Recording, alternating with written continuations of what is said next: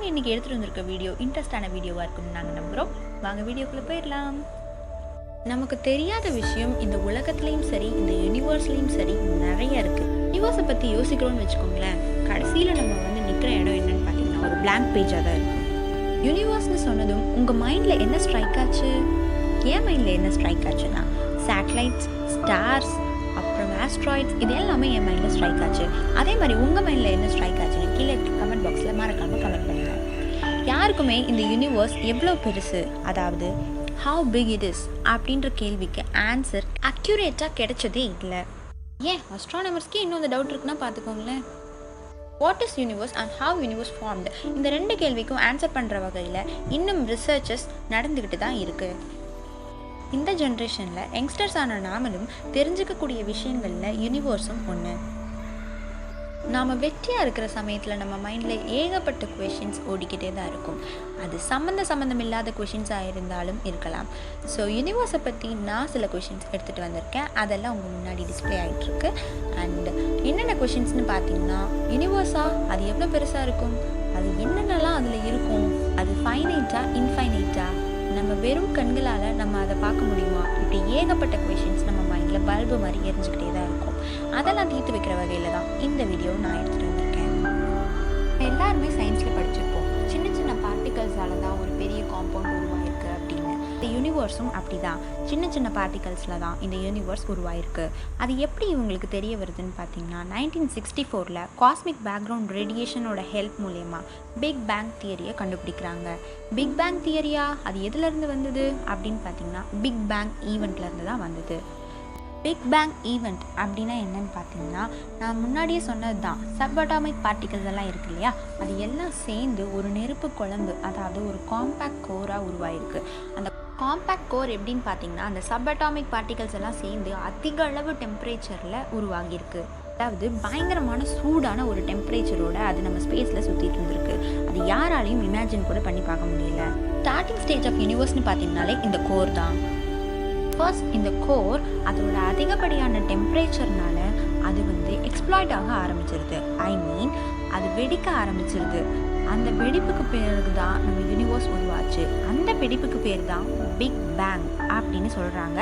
இதை வச்சு தான் பிக் பேங் தியரியும் கொண்டு வந்தாங்க. இந்த ஈவெண்ட் எப்போ நடந்தது அப்படின்னு பார்த்தீங்கன்னா, சுமார் 14 பில்லியன் இயர்ஸுக்கு முன்னாடி இந்த ஈவெண்ட் நடந்ததாக நமக்கு சயின்டிஸ்ட் தெரிவிக்கிறாங்க. ஸோ இந்த ஈவெண்ட்டுக்கு அப்புறம் தான் நாம் இப்போ சொல்லிக்கிட்டு இருக்க ஸ்பேஸ் அண்ட் டைம் உருவாச்சு. அண்ட் பிஃபோர் பிக் பேங், அதாவது பிக் பேங்க்கு முன்னாடி என்ன நடந்தது, அதாவது என்ன இருந்தது அப்படின்றத பற்றி இன்னும் தெளிவான ஆராய்ச்சி நமக்கு கிடைக்கல. அந்த ஈவெண்ட்டுக்கு அப்புறமா நம்ம ஸ்பேஸ் எக்ஸ்பேண்ட் ஆக ஆரம்பிக்குது. அதுவும் சில மணி துளிகள்லேயே பல மடங்கு அது எக்ஸ்பேண்ட் ஆக ஆரம்பிக்குது. அந்த எக்ஸ்பேன்ஷனுக்கு பேர் தான் காஸ்மிக் இன்ஃப்ளேஷன்னு சொல்கிறாங்க. இந்த இன்ஃப்ளேஷனில் எலக்ட்ரோ மேக்னட்டிக் ரேடியேஷன் மூலயமா 15 நிமிஷத்துக்கு அப்புறமா ஃபர்ஸ்ட் அட்டாமிக் நியூக்ளியர் உருவாகுது. அணுக்கருக்கள். இந்த இமேஜில் பார்த்தீங்கன்னா பிக் பேங்க் அப்புறம் நடந்த இன்ஃப்ளேஷனை தெளிவாக பிக்சரைஸ் பண்ணியிருக்காங்க. இது ஒரு பெரிய ப்ராசஸ். ஆனால் ஷார்ட்டாக எக்ஸ்பிளைன் பண்ணணும்னு பார்த்தீங்கன்னா, 3 lakh இயர்ஸ்க்கு அப்புறமா இந்த ஆட்டம்ஸ் எல்லாம் கூல் டவுன் ஆகி, அதாவது 3000 டிகிரி செல்சியஸ்க்கு கூல் டவுன் ஆகி 500 மில்லியன் இயர்ஸ்க்கு அப்புறமா தான் ஒரு ஃபர்ஸ்ட் ஸ்டார் உருவாச்சுன்னு நம்ம சயின்டிஸ்ட் கண்டுபிடிச்சிருக்காங்க. நம்ம டெய்லி பார்த்துட்ருக்கிற ஸ்டார்ஸ் இந்த மொத்த யூனிவர்ஸில் இருக்கிறதா நினச்சிட்ருக்கோம். பட் அது உண்மை இல்லை. நம்மளால் நம்ம கண்களால் ஒன்லி நம்ம கேலக்சிக்குள்ளே இருக்கிற ஸ்டார்ஸை மட்டும்தான் பார்க்க முடியுமே தவிர மற்ற கேலக்சிஸில் இருக்கிற ஸ்டார்ஸ் அண்ட் பிளானட்ஸை நம்ம கண்களால் பார்க்க முடியாது. ஸ்ட்ராங் லென்சஸ் இருக்கக்கூடிய டெலிஸ்கோப் மூலிமா மட்டும்தான் நம்ம மற்ற ஸ்டார்ஸை பார்க்க முடியும். அதே மாதிரி டெலிஸ்கோப்பில் நிறைய வகையான டெலிஸ்கோப் இருக்குது. அதில் த லார்ஜஸ்ட் ஒன் என்னென்னு பார்த்தீங்கன்னா த ஹபிள் ஸ்பேஸ் டெலிஸ்கோப். நம்ம ஸ்பேஸை இன்னும் டெப்த்தாக ஆராய்ச்சி பண்ணுறதுக்கு இந்த ஹபிள் ஸ்பேஸ் டெலிஸ்கோப் தான் இன்னும் பெரிய அளவில் நம்மளுக்கு ஹெல்ப் பண்ணிக்கிட்டு இருக்கு. இன்ஃபேக்ட் இந்த டெலிஸ்கோப் 2004 13.7 பில்லியன் லைட் இயர்ஸ்க்கு அந்த பக்கம் இருக்கிற ஸ்கை ரீஜியனை கேப்சர் பண்ணி நமக்கு தெளிவாக காமிச்சிருக்கு. இந்த யூனிவர்ஸில் நிறைய விதமான கேலக்சிஸ் கண்டுபிடிக்கப்பட்டிருக்கு.